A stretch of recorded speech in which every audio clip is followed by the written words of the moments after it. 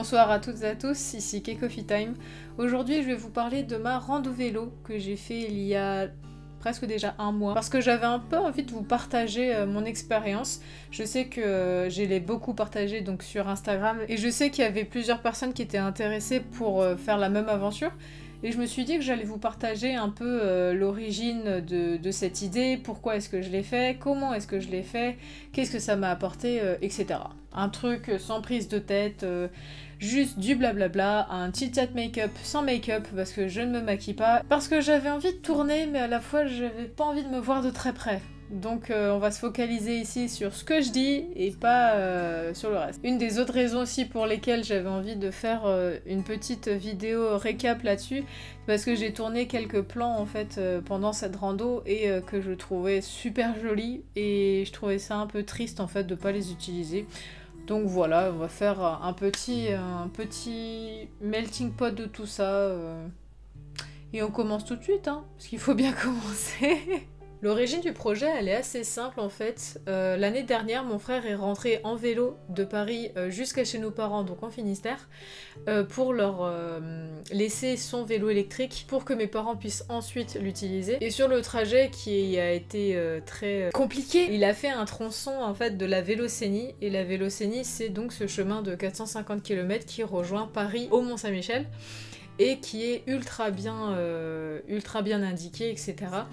Et il avait fait donc un petit tronçon de ce chemin-là, un petit morceau qu'il avait grave kiffé. Et quand il avait raconté un peu son aventure, je crois que c'était peut-être à Noël ou un truc du style, ou peut-être avant, il racontait comme quoi il kifferait bien faire la Vélocénie parce que ce tronçon-là lui avait bien plu. Ce à quoi je suis entrée dans la discussion et j'ai fait bonjour, moi aussi je peux venir s'il te plaît, s'il te plaît, s'il te plaît, s'il te plaît, s'il te plaît. Et c'est tout. Je suis juste tapé l'incruste dans la discussion. Il a bien voulu qu'on le fasse ensemble. J'ai fortement insisté pour qu'on puisse trouver des dates pour le faire. Et puis ça s'est fait. Donc on est parti plus précisément de Saint-Rémy-les-Chevreuses, qui est la terminus de la ligne B, pour ceux qui s'y connaissent à peu près dans la RATP de Paris. Et là-bas on a loué des vélos à assistance électrique à, je crois que c'est l'Aiguillage qui s'appelle le magasin, pour la semaine, pour faire l'aller jusqu'au Mont-Saint-Michel. Avant de développer plus sur comment est-ce qu'on a fait, l'aspect un peu technique, organisationnel, etc., j'avais envie de faire une petite aparté sur pourquoi je l'ai fait. De manière générale, j'aime énormément voyager, c'est quelque chose dont j'ai besoin pour vivre, c'est vraiment, je le ressens comme ça. Et je suis aussi très curieuse de tenter de nouvelles manières de voyager. Et il y a aussi un autre petit détail, c'est que je suis de nature assez têtue et j'adore me donner des défis. Et l'un des défis que je voulais relever du coup avec cette randonnée, c'était donc un défi physique. Je suis sujette à des troubles anxieux depuis plusieurs années maintenant et j'avais envie un peu de me faire violence, de sortir ma zone de confort et de me prouver à moi-même en fait que mon corps est absolument incroyable, qu'il est super fort, que je suis musclée, que j'ai quand même un bon cardio. Et de passer outre en fait toutes ces périodes, tous ces stades anxieux et stressés qui se manifestent notamment très régulièrement par un blocage de tout ce qui est le plexus solaire et du diaphragme, donc avec des difficultés respiratoires. Le but c'était juste d'arriver le soir même à l'étape qu'on s'était prévue. C'était ultra satisfaisant en fait, c'était vraiment... je me félicitais de chaque petite étape réalisée parce que je pars de zéro sport à d'un coup 450 km en une semaine. Bon, je dis zéro sport alors que je fais de la piscine et une fois de la piscine et une fois du yoga par semaine, ce qui est déjà pas mal, hein, je suis quand même fière de moi. Mais c'est quand même assez drastique comme reprise, on va dire, de sport, de faire d'un coup quasi en moyenne, on va dire 70 bornes par jour. Mais je ressentais vraiment ce besoin en fait de réaligner mon corps et mon esprit. Je sais que ça va paraître un peu genre perdu, what the fuck dans les termes, mais je le ressens vraiment comme ça, c'est-à-dire que des fois je déphase complètement de mon enveloppe corporelle, j'ai envie de dire, tellement je suis focalisée sur quelque chose qui me bouffe un temps monumental et j'ai j'ai l'impression de perdre le fil du temps, en fait, de pas être du tout ancré dans le présent et ni dans la réalité. Que là, être vraiment juste toi avec toi-même, enfin toi avec toi-même, toi avec ton vélo, à pédaler pour arriver à ta destination, que c'est ultra rafraîchissant en fait, ça fait vraiment du bien, et puis en plus d'être en plein milieu de la nature, de découvrir des nouveaux paysages, et puis à la fin, voir le Mont Saint-Michel au loin, où tu mets je sais pas combien de temps à arriver jusqu'au Mont Saint-Michel, parce qu'il est tellement grand que tu dis ah on est bientôt arrivé, que dalle. Mais c'est vraiment vraiment très satisfaisant et je suis vraiment super contente de l'avoir fait. Je suis aussi très fière de l'avoir fait, genre I did it. Je peux mettre ça dans ma bucket list et je peux mettre ça aussi sur mon CV. Je trouve que c'est pas mal. Mais dans tout ça, comment est-ce qu'on s'y est pris ? Comme je disais auparavant, on a loué des vélos à assistance électrique et c'était un truc qui est pour moi quand même important, c'est-à-dire que je pars de zéro sport à d'un coup faire plus de 400 bornes et je me voyais pas et je me vois toujours pas faire ce trajet sans assistante électrique. Je sais que quand j'ai raconté mon périple, il y a plusieurs personnes, que ce soit des collègues ou des copains, qui sont presque foutu de ma gueule en disant « Oh, t'es obligé de prendre un truc à assistance électrique, t'as pas vraiment fait la randonnée, nanana. » Ce à quoi je réponds, fais-le. On a pris donc des vélos à assistance électrique où on pouvait enlever la batterie, ce qui fait que du coup on la chargeait tous les soirs une fois arrivé à notre logement. Et au milieu de parcours, de temps en temps, je l'échangeais avec mon frère parce que lui ne l'utilisait pas en fait. Il a un cœur de bœuf et des cuisses de taureau. Très bizarre dit comme ça, mais il est beaucoup plus endurant que moi et il fait beaucoup plus de vélo aussi. Du coup, on échangeait les batteries, que je puisse à 100% finir la journée sans être sur les rotules. Ensuite, ce qui est super important à déterminer, que vous partez seul ou à plusieurs, c'est de déterminer la durée, en fait, de savoir pendant combien de temps, en combien d'étapes vous allez réaliser votre rando. Nous, on a pris du coup 6 jours pour arriver jusqu'au Mont Saint-Michel. On est parti dimanche et on est arrivé vendredi. Du coup, ça fait moins de 6 jours. Attends que je dise des bêtises. Non, c'était 6 jours. Comment est-ce qu'on a fait notre bordel ? Non, on est arrivé vendredi. Je suis nulle en maths. Bref.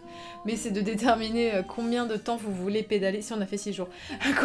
Sur combien de jours vous voulez pédaler. Au début, on réfléchissait entre 5 et 6 jours, mais ça faisait balancer en fait la moyenne de kilomètres entre 70 et 80.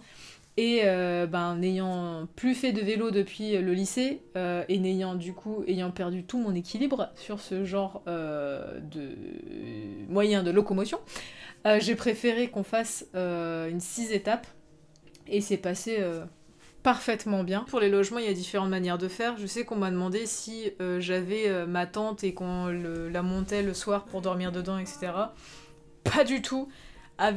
Quand on prend de l'âge, on a envie d'avoir un minimum de confort, ce qui fait qu'on a planifié quand même bien à l'avance, bien à l'avance. On a planifié, je crois, environ 2-3 semaines à l'avance les endroits en fait où on allait dormir vis-à-vis des étapes qu'on comptait faire. On faisait en moyenne, je dirais, 65-70 km et on voyait les villes qu'il y avait autour pour faire des étapes. On a cherché du coup tout ce qui est Airbnb, des maisons d'hôtes, des hôtels aussi, des logements juste pour la nuit où on est sûr d'avoir une douche et un lit, quitte à faire un restaurant ou la cuisine le soir même. Mais on voulait quand même absolument avoir un endroit au sec pour dormir le soir. Surtout qu'on a eu un temps de merde. Je fais un petit rappel aussi vite fait là-dessus par rapport à la rando. Choisissez bien votre vélo. C'est-à-dire qu'il y a les vélos à assistance électrique et les vélos sans assistance électrique, mais il y a aussi la taille des vélos qui change. Que vous soyez grand ou petit par rapport à la taille de la selle, machin. Faudra quand même faire bien attention, que vous soyez bien avec vos vélos. Si vous les louez, demandez conseil avec les personnes avec qui vous louez vos vélos. Pareil, pour ne pas vous encombrer avec vos affaires, parce qu'il faut quand même que vous ayez des slips et des chaussettes pour la semaine. De louer des fontes si vous en avez pas, c'est les sacoches qu'on accroche derrière en fait les vélos. Nous on a pu les louer du coup sur place avec le monsieur qui nous a fait une ristourne du coup parce qu'on les prenait pour la semaine. très gentil pour ça. Et d'autres petits trucs un peu, pas anecdotiques, mais il faut bien prendre des fringues logiques, mais pas non plus se charger parce que ça sert à rien en fait. Mais un truc qui est quand même important à prendre en plus de aussi de quoi se laver, c'est un petit kit de réparation pour le vélo, genre au cas où si vous crevez ou si vous tombez en panne ou si vous avez une chute ou quoi aux caisses, que vous ayez ça pour vous dépanner dans un premier temps. Et aussi un truc que m'a conseillé mon frère, c'est des sacs poubelles. Parce que quand vous prenez une bonne averse de ces morts et que même votre poncho de pluie n'est plus étanche, tellement il pleut, vous pouvez mettre des sacs plastiques sur vos sacoches, sur vos fontes, pour pas que l'intérieur en fait prenne la flotte et pour pas que toutes vos affaires, que ce soit autant vos fringues que le reste, prennent la flotte. Voilà, ça c'est plutôt pratique. Petite partie sur des tips que je pourrais vous donner. C'est de surtout vous écouter, j'ai envie de dire. Nous, du coup, on est partis à deux et on n'a pas du tout la même allure, notamment. C'est-à-dire que, de manière générale, le rythme de croisière de mon frère, c'était 25 km/h. Moi, c'était plus 17 km/h. Donc, il a fallu faire des compromis au bout d'un moment pour qu'on puisse rouler soit à peu près ensemble, soit qu'il me largue pas complètement... à 15 km plus loin et que j'arrive pas à le rejoindre. Et si vous partez à plusieurs, justement par rapport à cette allure, que vous ayez une bonne communication, c'est-à-dire qu'il y a un des soirs, il y a une des après-midi, on s'est pris une averse absolument monstrueuse, et la voie ferrée, en fait, l'ancienne voie ferrée, donc l'ancienne voie de chemin de fer, dont est composée la Vélocénie, était en plein travaux, et du coup il a fallu faire des demi-tours, mais partout, mais dans tous les sens. Et les 9 derniers kilomètres, on n'arrivait pas à retrouver un passage pour rejoindre la Vélocénie. Et du coup, on a décidé de rouler sur la départementale. Le truc, c'est que il pleuvait à un stade où c'était compliqué d'avoir les yeux ouverts si tu voulais pas avoir la flotte dans les yeux. Mon frère était parti super vite parce qu'il s'était dit 9 km c'est que dalle. En soi, c'est pas faux, mais c'était plus compliqué pour moi, quoi. Donc il était déjà loin devant moi, et j'essayais de le rejoindre, mais c'était impossible en fait avec mon état de panique intense à ce moment-là. J'étais littéralement en train de pleurer sur le vélo, hein. Et on rajoute à ça tout ce qui est les voitures, la circulation en fait, les voitures, les semi-remorques, les camions qui te frôlent au visage. Et moi je suis arrivée au logement, je me suis allongée par terre et j'ai pleuré quoi. Enfin pendant un bon quart d'heure, une demi-heure, j'ai pleuré en faisant de l'hyperventilation. Après j'ai réussi à me calmer et on a discuté avec mon frère en mode bon là ça va pas du tout. Là moi je veux abandonner. J'ai pas envie de rouler demain, surtout s'il refait ce temps-là, etc. Du coup, on cherche des solutions ensemble. Lui aussi, il s'est excusé d'être parti si vite, en fait, comme une fusée, mais c'était la logique du il pleut plus vite on arrive, plus vite on est au sec, mais j'arrivais pas à le rejoindre. Bref. Et trouver des solutions ensemble est-ce que demain on prend le train, on rentre sur Paris, est-ce que demain on prend le train et on va à l'étape suivante, ou est-ce que on continue à vélo comme si de rien n'était, etc.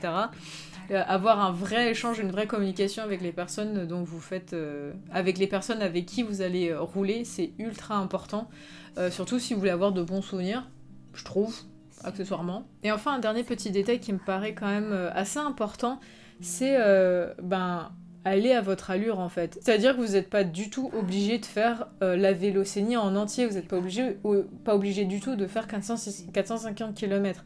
Vous pouvez tout à fait faire un jour ou 2 jours de vélo et ce sera très bien. De toute façon, les personnes qui parlent et qui critiquent sont pas forcément ceux qui l'ont fait.